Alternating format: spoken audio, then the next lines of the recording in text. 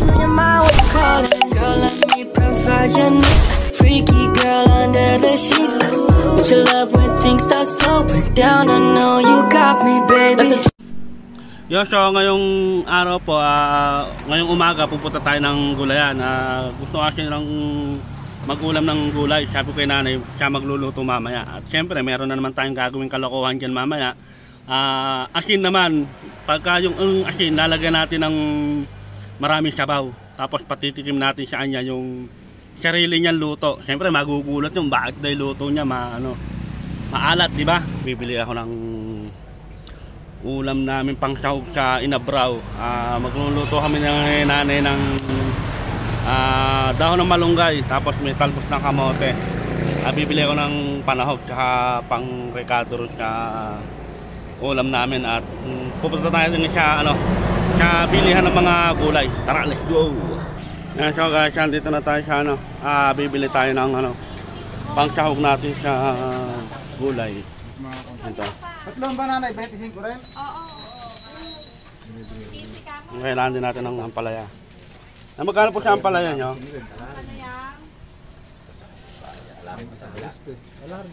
Papa. Ilan ba kuya? Okay na po yan. Ito lang. Kaya nga po tinapa. Isang lang po. Papa. Saging. Saging. 60 yan, kilo. Pamaliit natin. Saging. Ano pa ba yung pinagin? Saging. Kamatis. Ano din daw? Maglalaba ko eh. Ano rin daw siya? Saan din po isang tinapa? Balot din daw. Yung balot na Tigka dalawa. 25.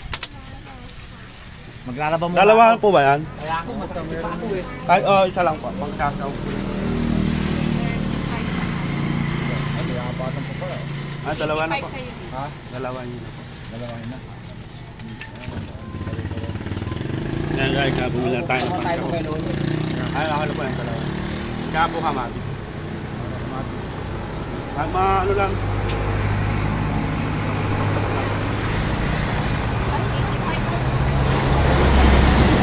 Ito pa. Sana may talong na bilog po ba kayo? Talong na bilog. Meron. Ito. Kaya lang, medyo mahal lang yun po. Hindi ka lang po. 150 ang sabi ka doon. Iso ko sa paro. Ha? Doon ka na bumili sa ano?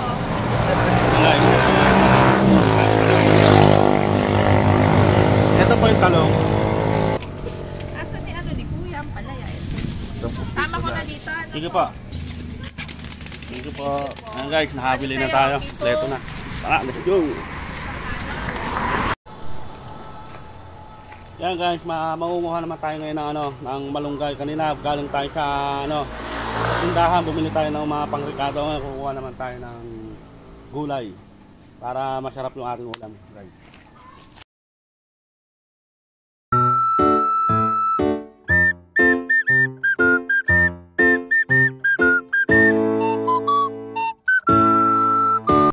So ngayon guys, nakakuha na tayo ng ng dahon ng malunggay. Ang kukunin naman natin ngayon yung talbos ng kamote naman mga guys. Tara, samahan nyo ako. Yan, dito na tayo sa likod ng bakuran. Pupunta na tayo dito sa may talbusan ng kamote. Kukuha tayo. Tara, samahan nyo ako mga guys. Tara, go!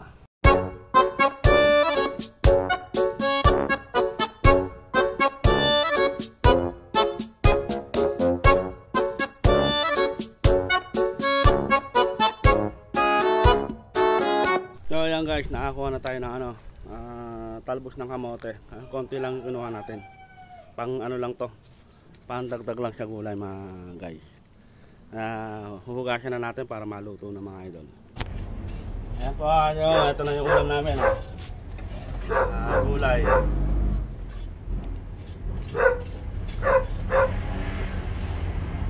Lalagyan na ito. Tara. Maluluto na ba yan? Luto na yan. Ay, papatay mo.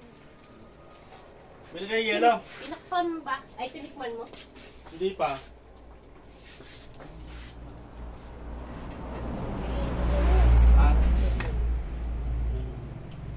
bumili ng yelo?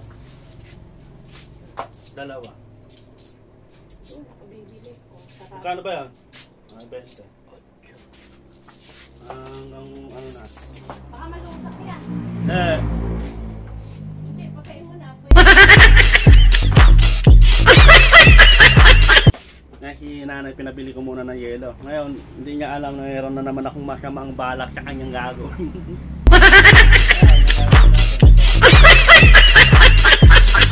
Natin yung ano, patitikimin natin siya ng ano, yung sabaw. Tapos mga guys, ito yung sabaw, titikman yan. Nay, tikman mo nga ako yung ano, yung ulam natin kung okay ba.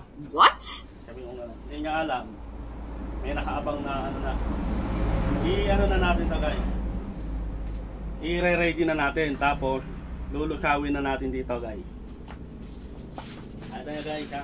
Ayan guys. Asin. Mga guys. Inutusan ko lang si nanay pumili ng ano. Lulusawin natin. Natin natin yung guys yung ano. Yung camera natin.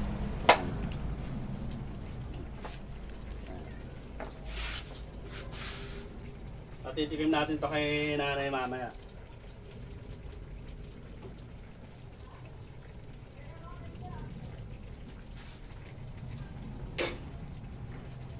Yan guys. Ayan kasi na yan. Antayin natin si nanay. Yan. I-ano muna natin to. Tatabi muna natin. Ito. Yan guys. Sali muna natin dito sa ano, sa mangkok. Ayan guys. Ayan. Tapos para malusaw. Naisip kong kalokohan na naman kay nanay. At patitikin natin. Ayan guys. Ito na guys si nanay. Sabay bumili yelo. Nahanap ko kayo dyan eh. Sarado, tindahan eh. Ha? Mga sarado doon. Nakabili na kami ng yelo, kakain na. Guys, ayan na.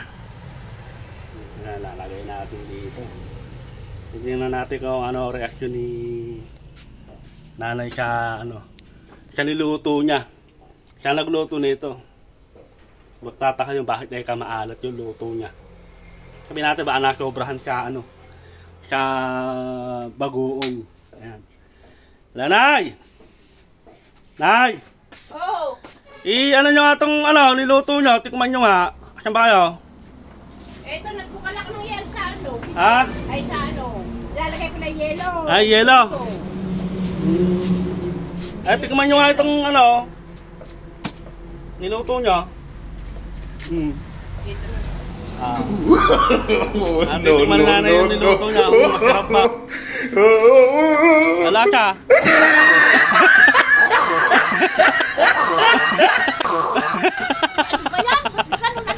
Hindi na naman ang alat.